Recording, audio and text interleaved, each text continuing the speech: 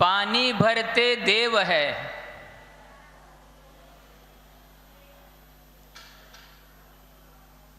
क्या सुनाई दे रहा है ना सब लोगों के लिए? केवल एक ही काम करेंगे अपन, सुनेंगे आप।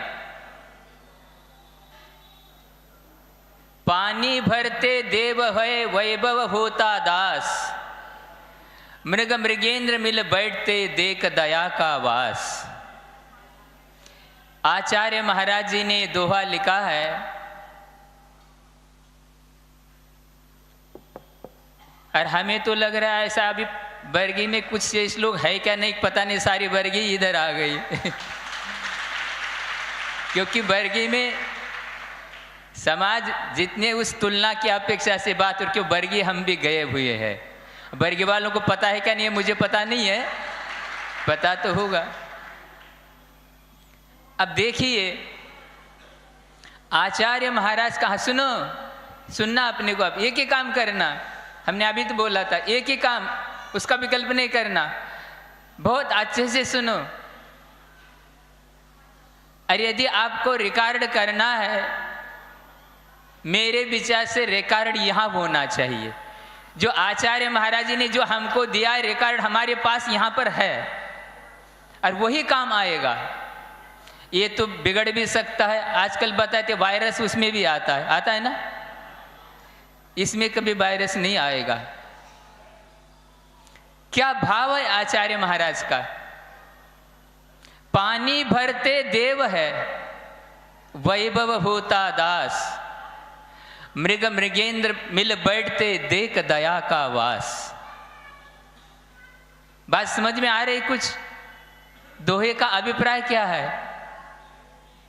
श्राविकाएं भी सुन रही है, कुछ बोल भी रही है आपस में। सुनो, पीछे आप लोग जो आपस में बात कर रहे हैं बुरा मत मानना। अभी अपन यहाँ इसलिए यही हो रहा है, अपन जो जिस समय कार्य करना है उस समय वो कार्य न करके दूसरे कार्य में लग जाते।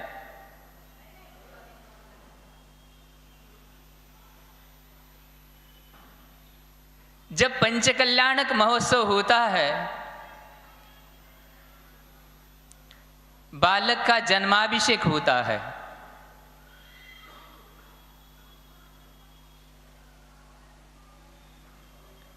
तो उस जन्माभिषेक करने का कार्य कौन करता है?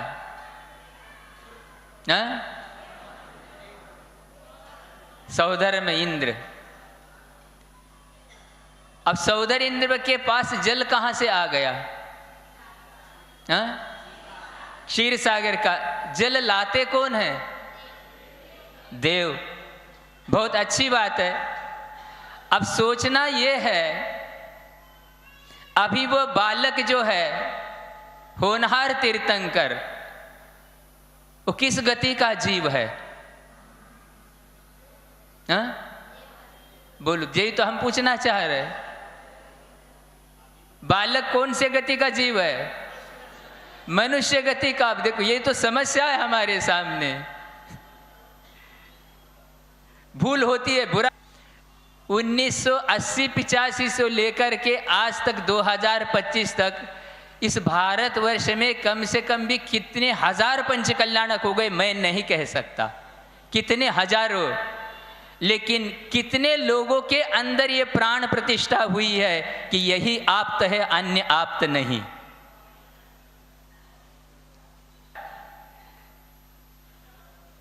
सोचो,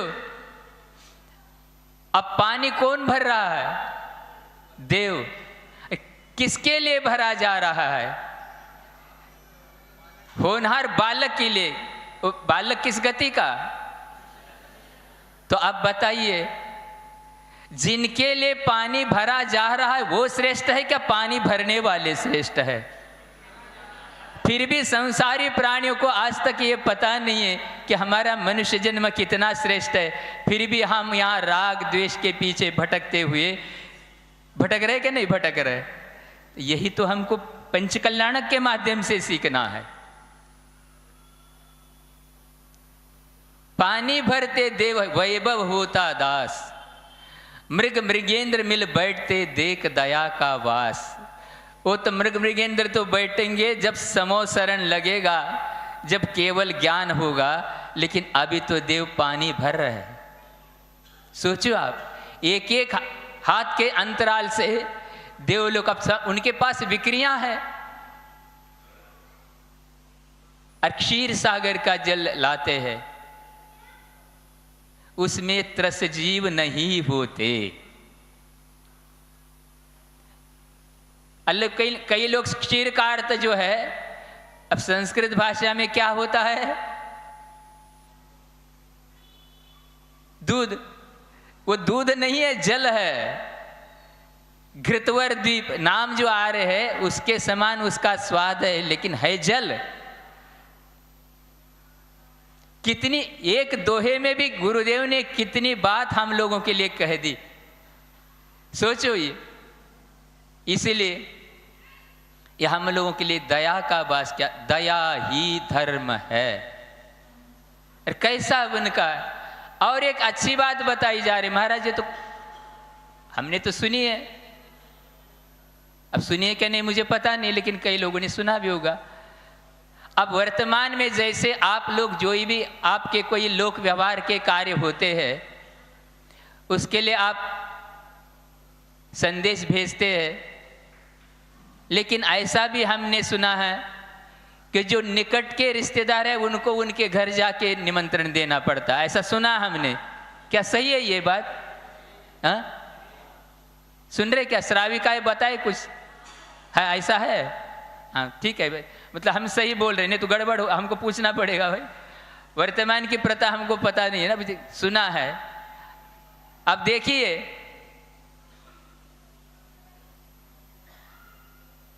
तीर्थंकर को जन्म देने वाले माता पिता कितने पुण्यशाली है, क्योंकि वो भी 169 महापुरुषों में आते हैं।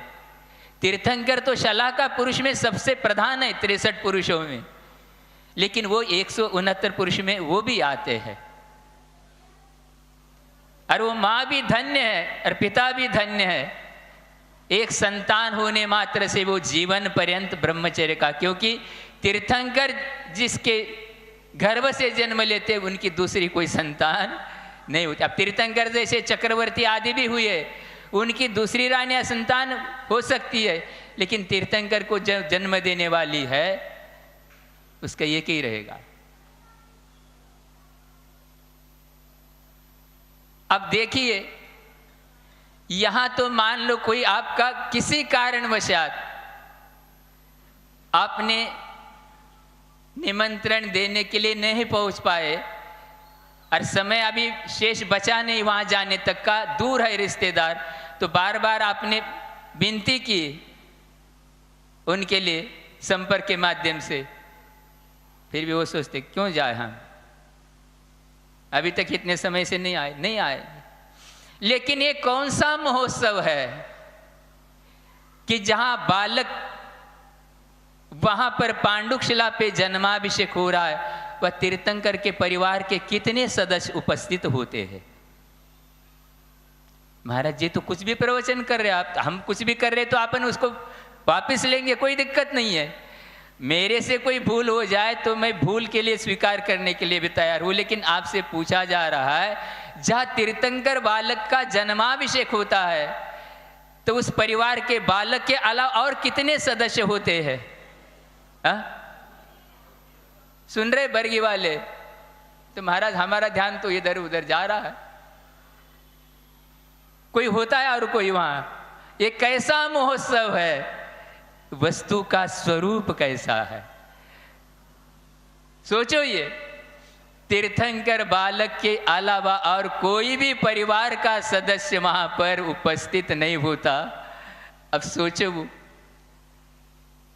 अब मां को कैसा लगता होगा। अब लगे क्या, सची कहां जाती है बालक को उठाने के लिए, तो क्या करती है वो?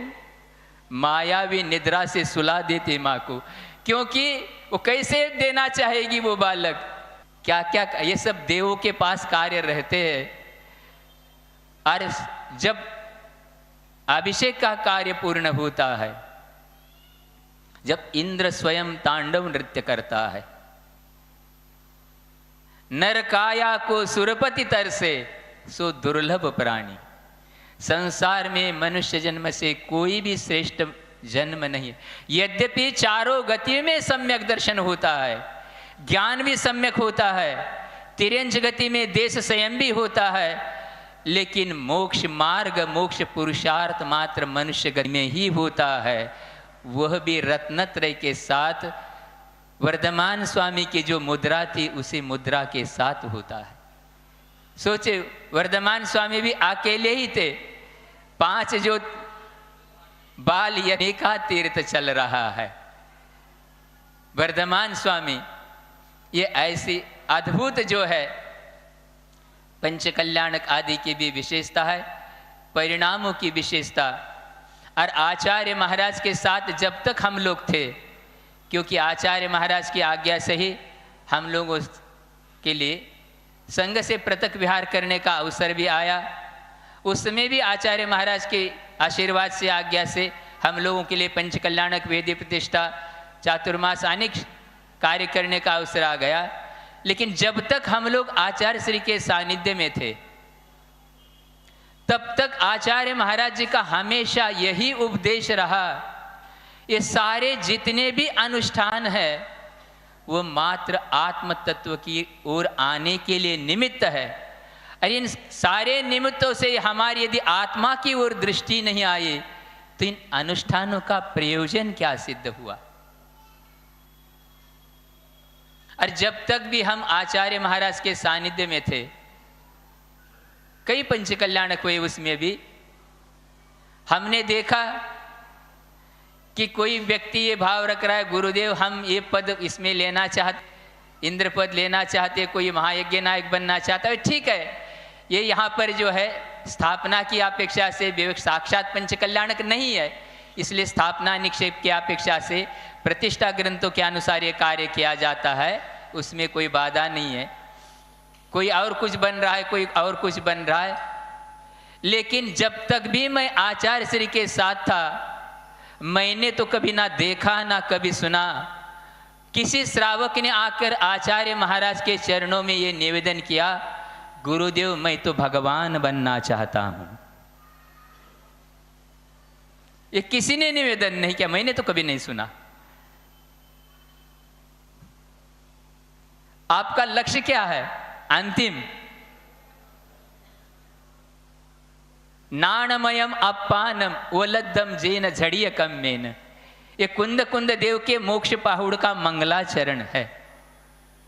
ज्ञान रूपी ज्ञान शरीरी त्रिविध कर्म मल वर्जित सिद्ध मानता, बोलते हैं ना अक्षरडाला में, द्रव्य कर्म, भाव कर्म, नो कर्म, सब ज्ञान मात्र शरीर। तो बाकी के गुण नहीं है क्या? है, लेकिन कहने की बात यह है वहां पर वो निवास, सारे कर्मों को नष्ट कर करके। तो हमको भी तो वही प्राप्त करना है। करना है क्या नहीं करना है? करना है, बिल्कुल करना है, सबका लक्ष्य। कई लोग कहते हैं महाराज आपने तो घर छोड़ दिया, ऐसा नहीं है, श्रावक भी बहुत कुछ कर सकता है। ऐसे ऐसे श्रावकों को हमने गुरु महाराज के चरणों में देखा है, जिनके पुत्र स्वयं डॉक्टर होते हुए भी उनके माता पिता प्रतिमाधारी होने के कारण साथ साथ प्रतिमाधारी, और अपने पुत्र के शादी में भी नहीं गए। क्या उनके, आज सोचो ये कितना गुरु महाराज, मतलब ये वस्तुस्थिति क्या है। जैन दर्शन हमेशा आत्म दर्शन की बात करता है, प्रदर्शन की बात कदापि भी नहीं करता। और पूर्व में गुरुकुल पद्धति थी, शिक्षा के लिए सारे विद्यार्थी गुरुकुल में पहुंचते थे, और गुरुकुल का ये नियम होता था कि जब तक शिक्षा पूरी नहीं हुई तब तक वापिस नहीं लौट सकते। कितने दिन तक? बरसों तक, दिन नहीं गिनना है, बरस, 8 वर्ष, 10 वर्ष, 12 वर्ष, जितनी भी शिक्षा। इसी प्रकार एक राजधानी में वहां पर स्वागत की तैयारी हो रही है। किनके? राजपुत्रों का आगमन होना है, जो गुरु के चरणों में विद्या अध्ययन करने के लिए गए थे और वो अध्ययन पूर्ण करके वापिस अपने राजधानी में लौट रहे। अब राजा की तैयारी तो आप लोग सोचते वहां किस चीज की कमी है। आगवानी के लिए पूरा नगर दुल्हन की तरह सजाया गया है और सारे लोग उस प्रतीक्षा में है। और जो है वो राजपुत्र वहां पर धीरे धीरे शनि शनि राजधानी की ओर आ रहे हैं। अब राजा का महल कहाँ होगा? राजधानी में किनारे क्या बीच में? बीच में ही होगा ना। जैसे आपका ये कौन सा, हाँ, कहाँ पर है? बीच में ही है। और भव्य प्रासाद वहां तो राजा है और बहुत बड़ा वहां हवेली। और थोड़े ही दूर पे राजमहल के पास तक राजपुत्र आ रहे और राजमहल के ऊपर एक युवती अपने हाथ में मंगल आरती लेकर के खड़ी है अपने भाइयों की आरती उतारने के लिए। लेकिन जैसे ही पास आते जा रहे दोनों की दृष्टि एक साथ उस युवती के ऊपर पड़ी और आपस में चर्चा होने लगी। दोनों सहोदर एक ही मां के उदर से जन्म लिया हुआ है, सगे भाई, और गुरुकुल से अध्ययन करके आ रहे हैं। और जैसे ही दोनों की दृष्टि उसकी ओर पड़ी आपस में चर्चा चलने लगी, इस युवती के साथ मैं विवाह करूंगा। अभी गुरुकुल की शिक्षा कहां गई, अभी क्या पता नहीं, अभी तो ये बात होने लगी, अभी तो प्रवेश ही नहीं हुआ।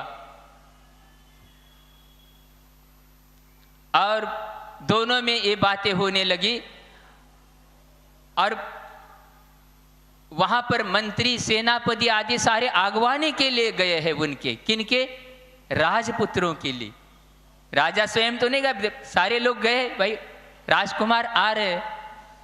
और वो दोनों ही रथ से उतर करके आपस में लड़ने लगे। तो सारे लोगों की बात समझ में नहीं आया, ये रंग में भंग हुआ कैसा? ये तो हम इनकी आगवानी के लिए यहां पर खड़े हैं और ये तो आपस में ही लड़ रहे। तो सेनापति मंत्री ने रोका, रुको अभी पुत्रों,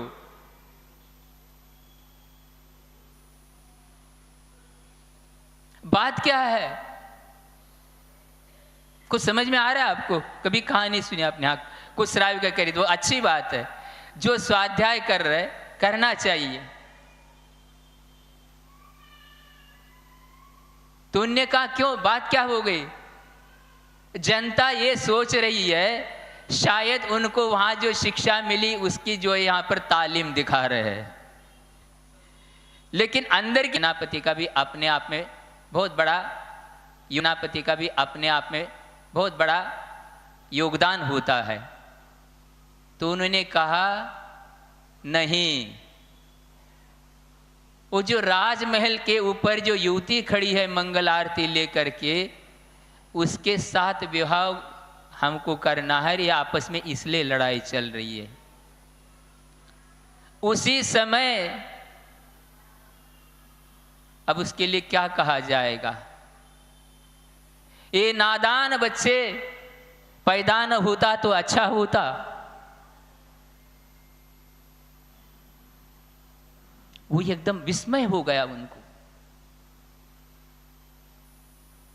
राजमहल के ऊपर हाथ में मंगल आरती लेकर के आपके आगवानी के लिए इंतजार करने वाली वो आपकी सहोदरा बहन है।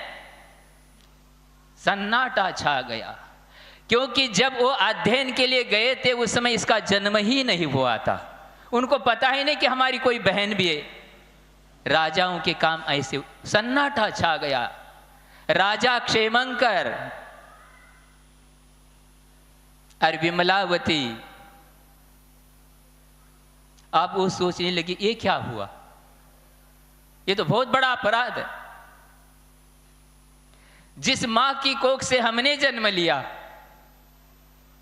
हमारी छोटी बहन वो भी, और बहन का भी कितना सम्मान होता है कि नहीं होता? होता है। लेकिन अज्ञानता के कारण, जानकारी नहीं होने के कारण से, जानबूझ के नहीं किया उन्होंने, उनको पता ही नहीं है। अब क्या किया जाए?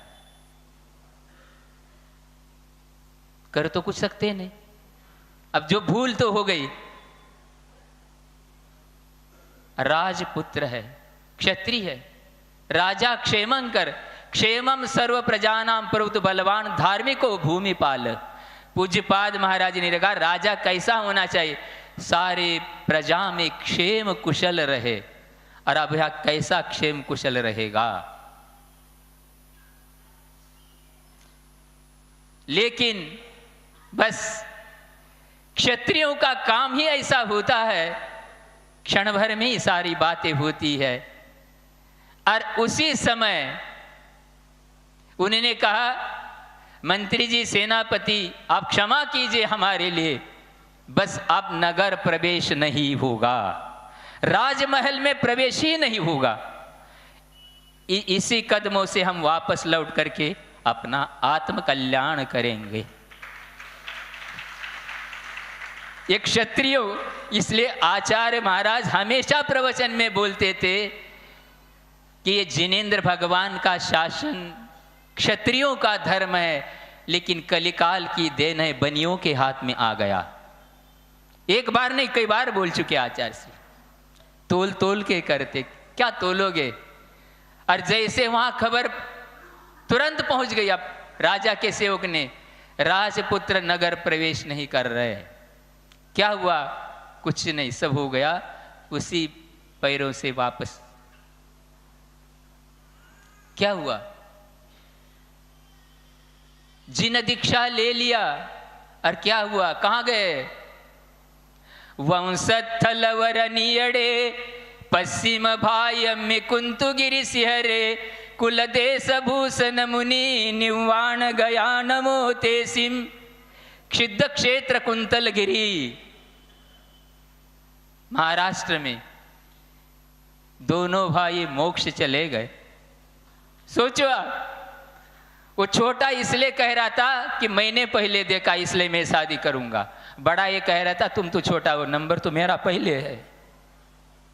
अब किसका नंबर? और कहां हुआ? कुछ भी नहीं, कहां? और पद्म पुराण जब आप लोग पढ़ते हैं उस समय ये सारी चीजें आपको वहां मिलेगी। और जब रामचंद्र बलदेव नारायण वनवास में थे, जहां वहां पहुंचे, वहां क्या हो रहा था? सारे लोग शाम के समय नगर छोड़ करके भागे जा रहे। कोई वहां दैत्य आकर के उपसर्ग कर रहा था। उन्हीं के ही पूर्व भव के जो पिता थे वो भी देव पर्याय में थे, लेकिन वो भी उपसर्ग हटाने के लिए समर्थ नहीं रहे। पढ़िए आप, कई लोग कहते महाराज प्रथमान युग में क्या रखा है? आचार्य समंतभद्र महाराज कहते प्रथमान युग मर्ता ख्यानम चरित पुराणम अपि पुण्यम बोधि समाधि निदानम रत्नत्रय का कारण है। जब लोगों से पूछा, मर्यादा पुरुषोत्तम बलदेव रामचंद्र जी, उन्हें कहा क्यों भागे जा रहे आप लोग? कहने लगे ऐसा ऐसा यहां हो रहा है, हम तो नहीं रह सकते। बस वो तो शला का पुरुष थे। जैसे ही शाम का संध्या समय हो गया, रात्रि होने लगी, वहां उपसर्ग होने लगा, तो रामचंद्र और लक्ष्मण जी सारा उपसर्ग हटा दिया उनका। और जैसे ही उपसर्ग हटा और उनके लिए कैवल्य की प्राप्ति हो गई, केवल ज्ञान। चारों निकाय के देव वहां आकर के पूजा के लिए, सोचो ये।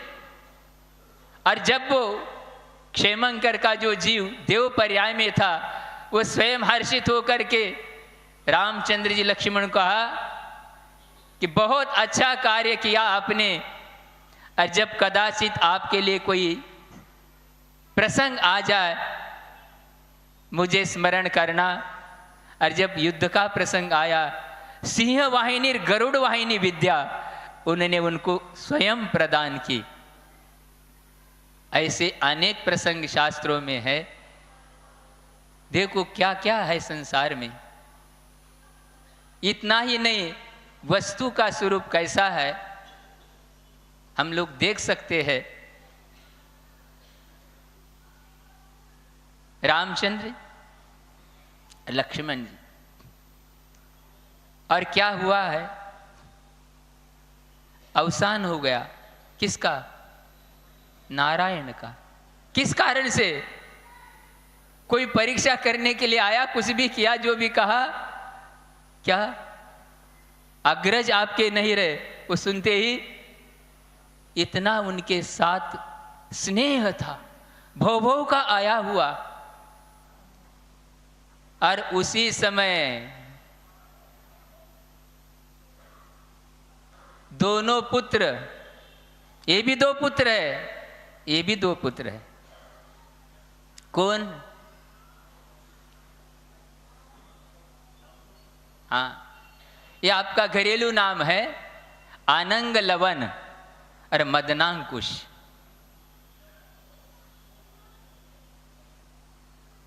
दीक्षा लेने के लिए जा रहे हैं। अब आप सोचिए, 3 खंड का अधिपति जिसके पास सुदर्शन चक्र, वो यहां उनका क्या हुआ है, क्या स्थिति है उनकी। और उसी समय जो है पुत्र आकर के कहते, पिताजी हम लोग दीक्षा लेने के लिए जा रहे हैं। पद्म पुराण में कहा गया ये सारी चीजें।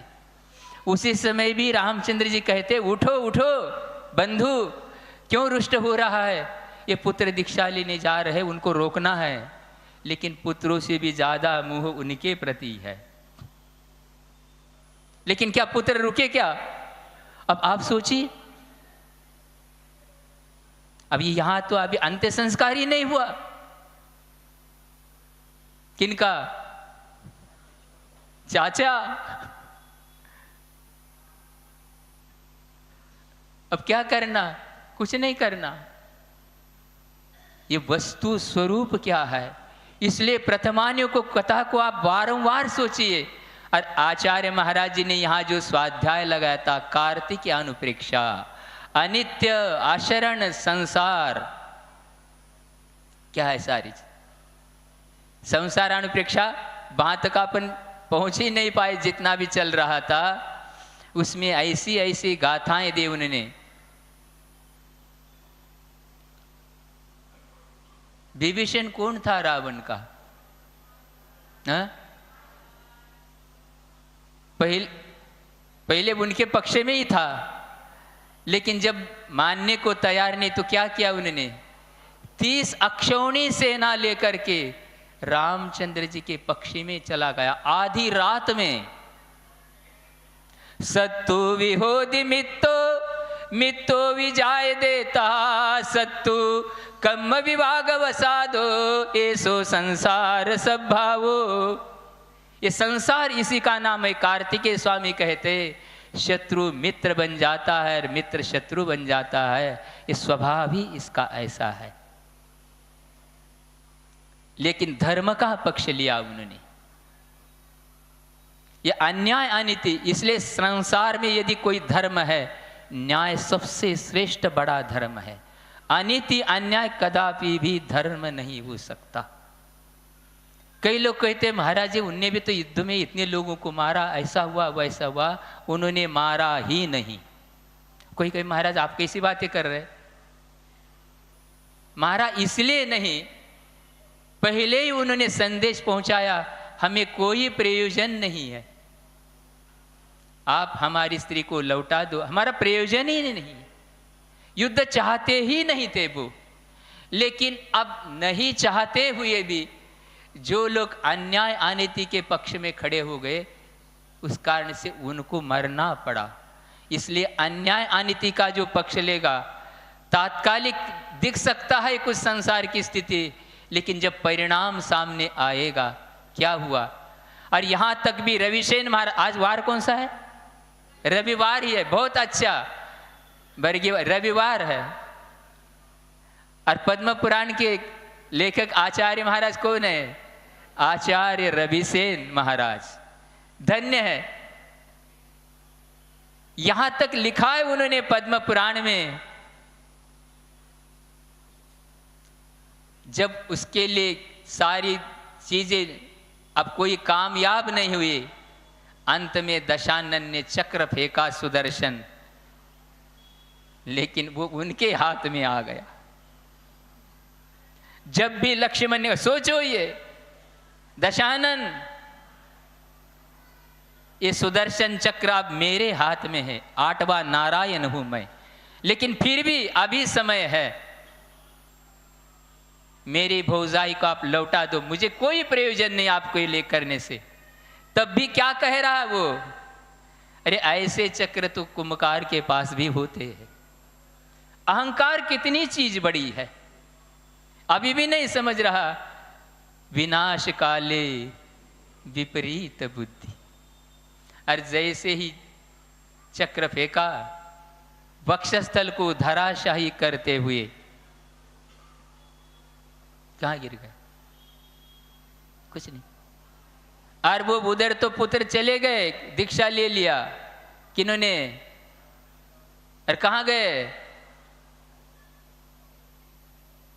राम सुआ बेनी जना लाडन रिंदान पंचकोड़ी, वो पावा गिरिवर सियरे निवाण गया नमो तेसिम। युद्ध समाप्त हो गया, समय भी आपका समाप्त हो रहा, खत्म हो गया। इंद्रजित रावण का कौन था? पुत्र था, वो रामचंद्र जी की कस्टडी में था, उसको पकड़ लिया था इनके सेना ने। अब पिता है तो पिता के पक्ष में तो लड़ेगा।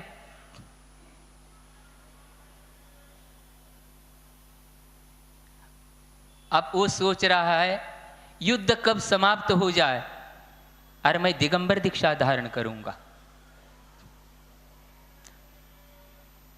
अरे रामचंद्र जी के पक्ष के सामान्य जनता क्या सोच रही है? नहीं, अभी उसको छोड़ो मत, क्योंकि उसके पिता का वध अपने पक्ष के द्वारा हो गया, हजारों को मार डालेगा अभी।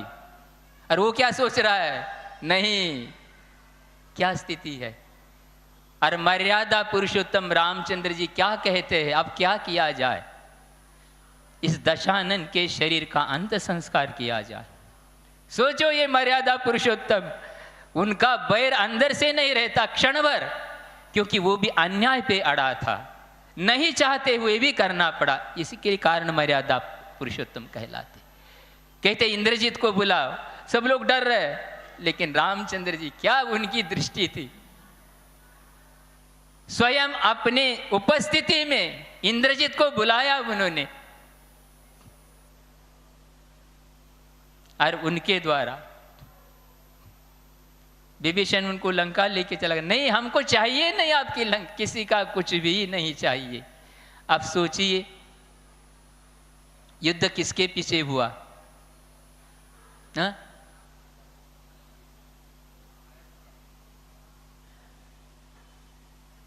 वो कहां पर है आज जिनके पीछे युद्ध हुआ? 16वें स्वर्ग में प्रतीन्द्र के रूप में। और जिन लोगों ने युद्ध किया वो दोनों कहां हैं? संसार का स्वरूप का चिंतन करिए आप। और जिनकी स्त्री थी वो कहां है? मोक्ष में। मांगी तुंगी बलदेव, कुछ नहीं। अब इंद्रजीत क्या कर रहा है? कुछ नहीं, गया, सब पूरा समाप्त हो गया। और कहां पहुंच गए वो? बड़बानी वर नयरे दक्षिण भायम मिचूलगिरी सियरे इंद्रजीय कुंभकन्नो निवान गया नमो तेसिम। नमस्कार है आचार्य महाराज के साथ हम लोग वहां पर चूलगिरी बड़वानी, वहां पर इंद्रजीत के चरण सबसे ऊपर। सोचो आप ये कौन किसका, कौन अपना कौन पराया। इसलिए हमेशा संसारी प्राणी को स्वयं ये बार बार चिंतन करना चाहिए। हम लोग पल पल पे कितने राग द्वेष, कितने क्या क्या करते हैं, और इस प्रकार का ये कार्य करते हुए क्या क्या नहीं संसार में, कितना आचार्यों ने हम लोगों के ऊपर उपकार किया, कितना साहित्य लिखकर किया, कितना कष्ट। और गुरु महाराज ने भी अपने जीवन में कैसी कैसी तपस्या करते हुए, आप लोग सब उसके साक्षी है, क्या उन्होंने अपने जीवन में नहीं किया। और कितने निष्प्रिय, निश्चल और सरल साधना करते हुए भी उन्होंने अपने जीवन में अंतिम अपनी समाधि साध करके, किसी को कुछ पता तक नहीं, क्या कितने निष्प्रिय थे, जलते भिन्न कमल है। कभी उन्होंने ये नहीं कहा कि मेरे इतने शिष्य, वो बोलते ही नहीं थे, कहते आप मान रहे इसलिए मैं, वो कभी कहते ही नहीं थे ये मेरा। क्यों? मम एदम, ये मेरा शिष्य, ये मेरी शिष्या है। ये अंतरंग परिग्रह इसी कार्तिक अनुप्रेक्षा में लिखा है आचार्य शुभचंद्र महाराज जी ने। इसलिए सच्चे साधु कितने भी शिष्य शिष्या होने के बाद भी वो कभी नहीं कहते कि उनका स्वामित्व नहीं। यदि स्वामित्व आ गया तो अंतरंग परिग्रह, क्योंकि घरदार तो हम लोग सब छोड़ ही दिए, लेकिन किसी के ऊपर भी अधिकार स्वामित्व आ गया तो अंतरंग परिग्रह वहां पर आ गया। यहां तक भी लिखा है उसमें कार्तिक अनुप्रेक्षा में, सोने की चांदी की माला भी जो है ये परिग्रह है, ये आपके लिए चल सकता है, हम लोगों के लिए नहीं। साधु माला रख सकता है जाप आदि करने के लिए, सामान्य चीज है, गिनती की अपेक्षा से उसमें निषेध नहीं है। जैन दर्शन अनेकांतवादी है, क्योंकि ऐसे ऐसे प्रसंग आते हैं। गुरु महाराज के चरणों में जब हम लोग थे, नेमावर का प्रसंग आया, इंदौर वाले एक सज्जन आ गए। अब के भक्तों को समस्या यही है आज, उनको ये भी ज्ञात होना चाहिए कि भैया आवश्यकता है तो देना चाहिए, नहीं, लेकिन ऐसी ऐसी माला नहीं रहते हुए भी महाराज आहार पे निकल गए, बाजोटों पे रख के चले गए, और लोगों को पता चल गया कि ऐसी ऐसी माला महाराज के लिए, तो मांगने वाले और खड़े। महाराज आज सुना है हमने आपको ये माला मिली, तो हमने मन में पहले ही सोच लिया था जो पहले आएगा ले जाओ भाई, उठाओ यहाँ से। ये सारी कितने आचार्य महाराज की सोचो ये आप। और आचार्य महाराज के ही संग में जो उनसे दीक्षित महाराज अभी वर्तमान में भी आचार्य महाराज के साथ है, जब ब्रह्मचारी अवस्था में उनको बुलाया गया, उनके पास भी 2 मालाएं थी चांदी आदि जो, और भी कुछ भी। आचार्य से ने कहा अलग करना, ब्रह्मचारी अवस्था में ही। और वो आज इतने बड़े साधक होकर के उनके चरणों में रह रहे। और आज 9:30 आपका समय पूर्ण हो गया। अब आपको कहाँ जाना है, आपको सोचना है वस्तु स्वरूप भी। इसलिए हमारे हमेशा गुरुदेव का यही कहना, आत्म कल्याण की ओर लक्ष्य रहना चाहिए। इसलिए पानी भरते देव है वैभव होता दास। इसलिए श्रावकों के 6 आवश्यक में देव पूजा, किन देवों की पूजा करना है? वीतराग सर्वज्ञ हितोपदेशी, ये आवश्यक में लिखा है। लेकिन फिर भी संसारी प्राणी आपत्ति आने के बाद, कष्ट आने के बाद भी, और महाराज भक्तांबर का तो रोज पाठ ही है हमारा, एक भी दिन में नहीं चुकता। दृष्टा भवंत मनिमेष विलोकनीयम, आगे